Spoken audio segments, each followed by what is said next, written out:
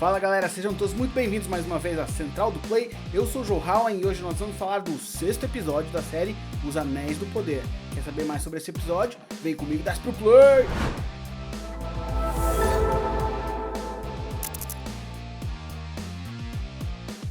Então o título do episódio 6 é Where is he? Que se traduz para Onde ele está? E de quem estamos falando? Já vamos falar disso adiante.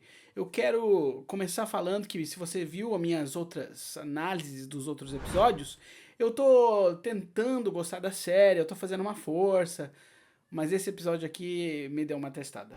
Que porra é essa, hein?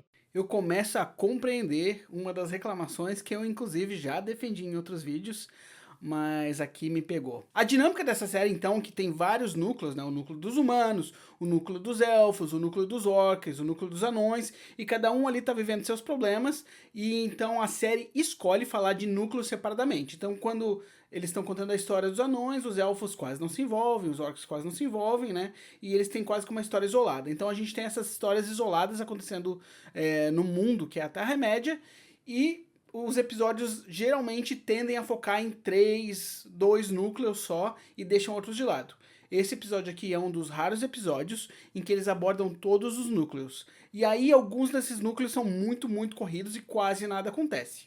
Por exemplo, a gente vê o elfo Arondil no meio da floresta matando alguns orcs apenas para descobrir que os orcs estão indo para Eregion. O que dá a entender então que o Arondil também vai para essa batalha.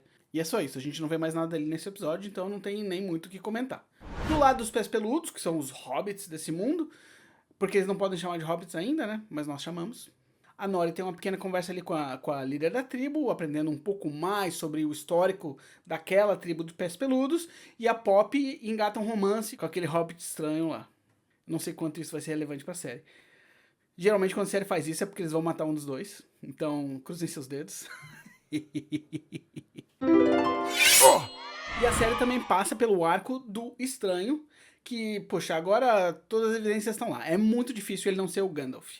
Então o estranho, tá sendo de alguma forma treinado, testado pelo Tom Bombadil, e eles falam dos poderes do fogo secreto. O fogo secreto! O fogo secreto! El fogo secreto! É místico falar em outras línguas.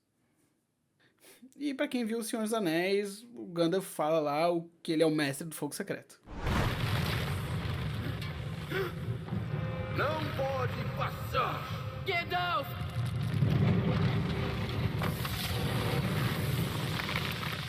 Sou um servo do fogo secreto, o controlador da chama de Anor. O fogo negro não é bom para você, chama de Odum! O Bombadil larga mais um teste pro estranho, que é achar o seu bastão, um bastão mágico. Ele leva pra uma floresta, basicamente, de folhas secas e fala aí, ó, olha essas 2.000 árvores aí e o teu bastão é um desses. E o estranho fica insatisfeito porque ele acha que vai demorar muito e que os amigos dele dos pés peludos podem estar em perigo, né? Então ele fica nessa dúvida, ou ele segue o teste do Tom Bombadil, ou ele vai ajudar os seus amigos pés peludos, com medo que eles vão morrer. E aí, o Tom Bombadil larga a frase clássica do Senhor dos Anéis pra ele, né? Muitos que vivem merecem morrer, muitos que morrem merecem viver. Quem é você pra decidir? Ai, não! E essa é uma frase clássica do Gandalf, é uma frase, uma das mais importantes do livro do Senhor dos Anéis.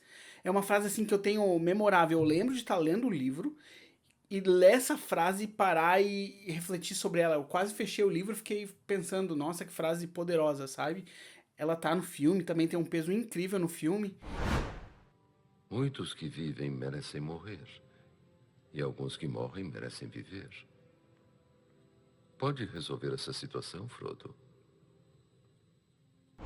E é uma frase que reflete aquele momento, a experiência, o peso do conhecimento que o Gandalf tem, essa sabedoria, né? Essa força divina que ele é, essa incrível sabedoria que ele é sobre os seres da Terra-média. E aí, ele ter surrupiado essa frase de outra pessoa, sabe? Não ter sido uma coisa que veio do próprio coração do Gandalf, das suas experiências, a frase veio pronta pra ele, né? Não foi sugerida, ele realmente é uma receita de bolo, ele é como se ela foi passada pra frente. Isso de certa forma me diminui o personagem do Gandalf. Eu já falei em outros vídeos que Como a série é baseada em apêndices dos livros, algumas pessoas têm esse conhecimento, eu não sou uma delas, e elas ficam irritadas com pequenas modificações, né? Essa é uma modificação que eu sei, que eu conheço. E essa alteração do livro eu achei barata. Foi triste, viu? Foi triste. Ainda assim, continuamos aqui, isso não foi suficiente para derrubar a série para mim, mas eu entendo o seu ponto, você que tem reclamando do lore do Senhor dos Anéis, tá sendo desrespeitado, porque essa frase aqui para mim foi um tapa na cara. Larry, what the hell are you doing? Larry! Larry, you can't just... Oh, Larry! Oh, are you all right? How did... Larry!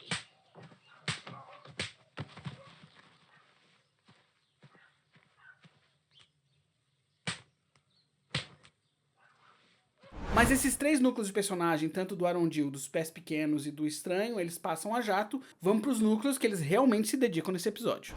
Primeiro no Menor. No Menor vive de altas e baixas. Pharazôn agora é o rei e ele tá julgando o Elendil por traição. Ele oferece absolvição se o Elendil puder jurar lealdade à coroa, agora que tá na mão do Pharazôn. Elendil certamente não aceita e ele quer ser julgado pela fé dele, e aí eles têm um tipo de julgamento lá, de julgamento da serpente. Tem um nome, eu não me lembro.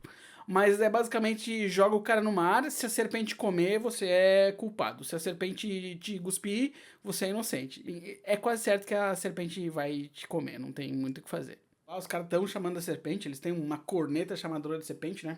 E o Elendil tá descendo, quando chega a rainha, ex-rainha, que é a Míriel. E ela fala, os crimes dele foram em meu nome, então eu quero tomar o lugar dele. Aí a lei permite, eles trocam de lugar, a Elendil não quer, né? Mas ela desce e fala, vem na minha, serpente. E aí a serpente vem, o que é uma cena bem bonita, na verdade. A serpente é super bem feita. Essa série, apesar de ter essas questões de lore e tal, uma coisa que a gente não pode falar é do valor de produção.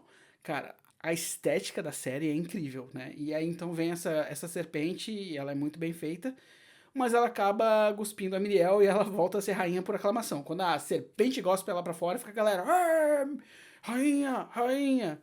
E aí... Eu achei engraçado, na verdade, porque o Pharazôn, ele, quando virou rei, é porque veio uma águia, né? Então, foi tipo serpente em vez de águia, tipo Surpetron, tipo Gwent, do The Witcher. E aí, é isso, os animais ficam ali decidindo quem é o novo rei ou rainha de Númenor, e eles estão nessa troca de poder. E a gente não sabe pra onde vai. O episódio em relação ao Númenor termina por aqui, e a gente só vai ver o que acontece adiante. Enquanto isso, em Eregion, o Celebrimbor tá tentando fazer os anéis para os homens, mas ele não consegue, ele tá falhando, e ele começa a pistolar com os ferreiros e começa a pressionar e dizer que tá descontente, que ninguém trabalha direito, faz um apavoro. Aí chega o Anatar, o Sauron, né, pra consolar ele, mas nessa altura a gente sabe que é tudo um plano do Sauron pra ir isolando o Celebrimbor e dominar ele cada vez mais, e o Celebrimbor tá na palma da mão dele, a gente consegue ver. O Celebrimbor não é só o grande ferreiro dessa cidade, como ele é o líder. E aí, ele, nessa confusão dele, ele acaba não tá conseguindo governar. E o Sauron toma essa posição dele. Então, ele fala pro Celebrimbor, trabalhe nos anéis e deixa que eu vou ver o resto das coisas. E aí, nesse momento, ele começa a governar a cidade, começa a dar as ordens. Não só nos ferreiros do Celebrimbor, mas na guarda da cidade. Então, ele toma esse lugar do Celebrimbor mesmo como líder. Por outro lado, o Celebrimbor ele não consegue avançar com os anéis porque o Mithril acabou. Então, o Anatar, o Sauron, como é que eu chamo esse cara agora, né? O Sauron se dispõe a ir até os anões e convencê-los a dar mais Mithril para eles que eles possam terminar esse projeto. E aí, no núcleo dos anões, os anões estão usando o poder do anel que foi dado a eles e estão cavando a mina como nunca. E começaram a empilhar tesouro. Eles estão achando tesouro atrás de tesouro. Eles estão buscando aquela pilha que a gente vê em The Hobbit, né? Aquela pilha infinita. E é no meio desse trabalho que o Sauron chega para falar com o Rei Durin e pede mais Mithril.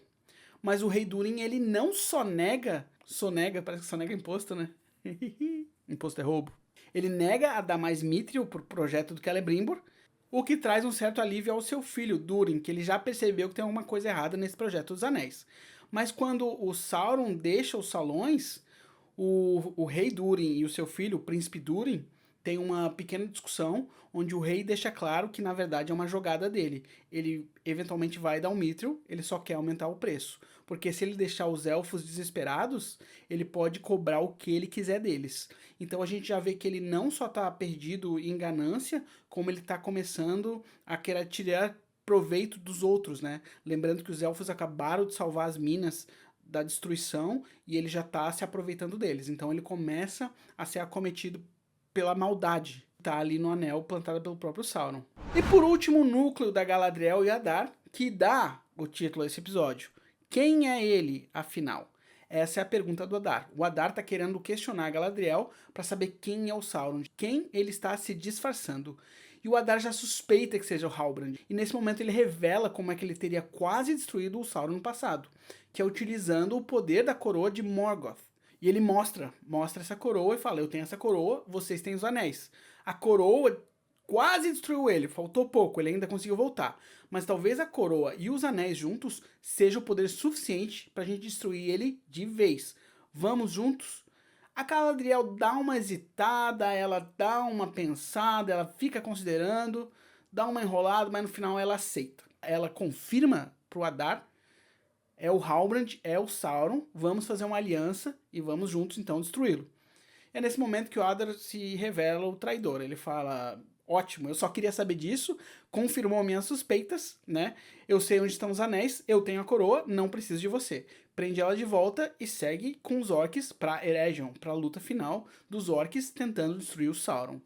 E o episódio quase termina aí, com os orcs chegando em Eregion no seu primeiro ataque.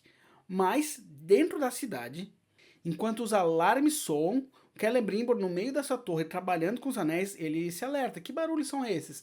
Ele sai para ver a cidade sitiada, mas antes disso, o Sauron faz uma ilusão e transforma a cidade na cidade bela que o Celebrimbor conhece. Então a gente tem uma ilusão do Sauron ali, aos olhos do Celebrimbor tá tudo certo. Então o Sauron vem ao encontro do Celebrimbor, enganando os olhos dele e logo os ouvidos com mentiras, tentando acalmar ele. E no meio dessa batalha, o Celebrimbor então retorna à torre, achando que tá tudo bem e para continuar o seu trabalho. É uma cena muito legal e uma das coisas que chamou a atenção, que já vazou na internet, eles filmaram parte dessa ilusão em tempo real, então eles conseguiram transformar o set em câmera, que foi muito bacana. Sinceramente eu tinha percebido isso já vendo o episódio, mas confirmou quando eu vi depois o making of, né? E é isso, o grande trunfo, a grande força dessa série é a produção. Os figurinos, a direção de arte, os estúdios, né? As locações, a maquiagem, toda a produção, tudo que é visual é incrível e é muito bem feito. Mas, ainda assim, o roteiro ele é frágil. Mesmo com um material base muito bom, muito forte. Mais uma vez a série agora se encaminha para sua conclusão, acho que temos apenas mais 2 episódios e há boatos que a Amazon já confirmou a 3ª temporada, então tem alguma estrada pela frente. Nós vamos continuar assistindo essa série até o final, então fica comigo aqui e vamos ver pra onde vai isso aí. Que finalzinho, né? É porque eu tô desempolgado mesmo. Teve dias que foi melhor, sabe? Teve dias que eu tava falando, nossa, essa série tá melhorando. E tava melhorando mesmo, mas esse episódio foi um pouco um banho de água fria. Torçamos pelo melhor. Vem, Gandalf, vem revelar pra gente. A gente sabe que você é o Gandalf. Todas as pistas estão aí. Agora eu tô, inclusive, disposto a apostar nisso. Quer apostar comigo? Então bota sua aposta aqui nos comentários. Bota seu desafio aqui nos seus comentários. Vamos ver pra onde é que isso vai. Valeu, até a próxima!